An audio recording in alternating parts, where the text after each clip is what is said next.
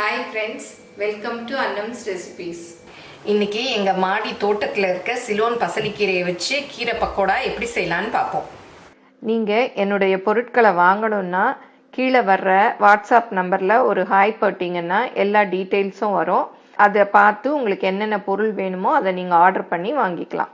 கீரை பக்கோடாக்கு எங்கள் டெரஸ் கார்டனில் இருக்குது இல்லையா, சிலோன் பசலிக்கீரை, அந்த கீரையை தான் வச்சு நான் பண்ண போகிறேன். நீங்கள் முளைக்கீரை, அரைக்கீரை, எந்த கீரையில் வேணாலும் பண்ணலாம். இப்போ எப்படி செய்யலான்னு பார்ப்போம். இதுக்கு தேவையான பொருள்லாம் எடுத்து வச்சுருக்கேன். போடுறச்ச ஒன்று ஒன்றா பார்க்கலாம். ஃபஸ்ட்டு இந்த பூண்டு பல், இஞ்சி, சோம்பை இடிச்சுக்கலாம். பூண்டு 6 பல் போட்டிருக்கேன். இஞ்சி ஒரு 1/4 இன்ச் அளவு, அப்புறம் சோம்பு 1 ஸ்பூன். இதை நல்லா இடிச்சுக்கணும். எப்போவுமே இந்த இடிக்கல் கிரானைட்டில் வச்சு இடிக்கிறச்ச கீழே ஒரு துண்டு போட்டுக்கோங்க, இல்லாட்டா அந்த கல் கிராக் ஆகிடும்.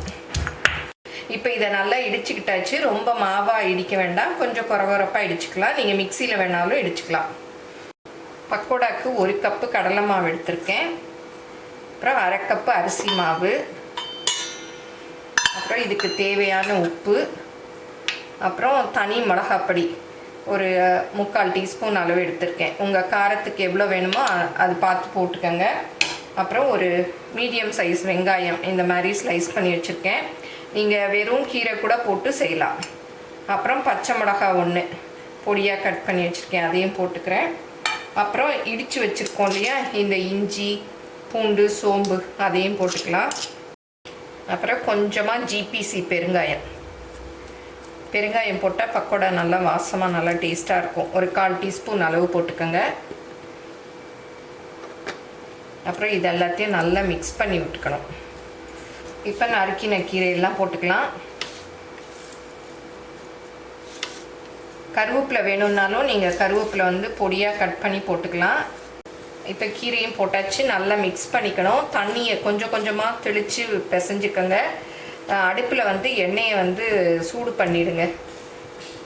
இது பிசையறதுக்கு கரெக்டாக இருக்கும். நம்ம அப்படியே போட்டுடலாம். தெளித்து பிசைஞ்சுக்கணும், ஏன்னா கீரையிலேருந்து கொஞ்சம் தண்ணி வரும். மொத்தமாக ஊற்றிட்டிங்கன்னா அப்படியே பஜ்ஜி மாதிரி போயிடும். அதனால் தெளித்து பிசைஞ்சுக்கலாம்.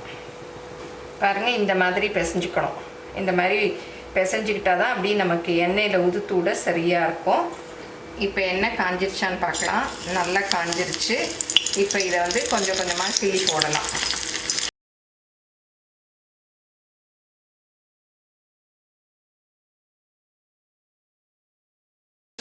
நல்லா திருப்பி விட்டு நல்லா கோல்டன் ப்ரௌன் ஆற வரையும் வேக விடணும். இப்போ பாருங்கள், நல்லா ப்ரௌன் கலராக ஆகிட்டே இருக்குது. இன்னும் விட்டோன்னா கருகிடும். அப்படியே எடுத்துடலாம். இதை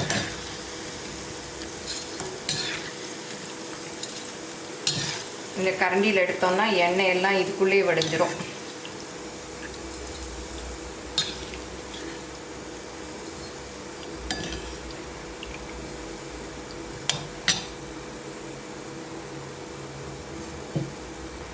இந்த மாதிரி அப்படியே வடிஞ்சிருது பாருங்கள். இப்போ எடுத்து இதில் போட்டுக்கலாம்.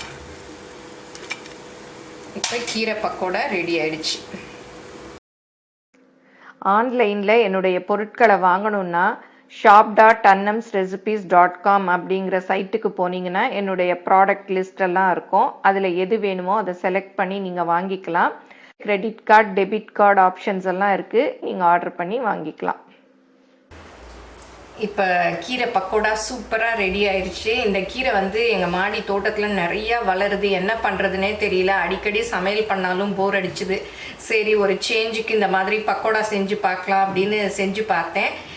ரொம்பவே டேஸ்டியாக இருந்தது. ரொம்ப சாதத்துக்கு கூட இதை தொட்டு சாப்பிட்லாம், இல்லை ஈவினிங் டைமில் டீ டைம் ஸ்நாக்காகவும் செஞ்சு சாப்பிட்லாம். ரொம்ப கிறிஸ்பியாக, நான் எண்ணெய் கூட மாவில் ஊற்றலை, நல்ல மொறுன்னு இருக்குது. இது எல்லோரும் செஞ்சு பாருங்கள். நீங்கள் இந்த கீரை இல்லாட்டா வீட்டில் நமக்கு கிடைக்கும் இல்லையா, முளைக்கீரை, அரைக்கீரை, அதெல்லாம் வச்சு கூட இந்த பக்கோடா செய்யலாம். செஞ்சு பார்த்துட்டு எப்படி இருக்குன்னு உங்கள் கமெண்ட்டை சொல்லுங்கள். உங்கள் ஃப்ரெண்ட்ஸுக்கும் ஷேர் பண்ணுங்கள். பிடிச்சிருந்தா லைக் பண்ணுங்கள். மறக்காமல் எங்கள் சேனலை சப்ஸ்கிரைப் பண்ணுங்கள். தேங்க்யூ.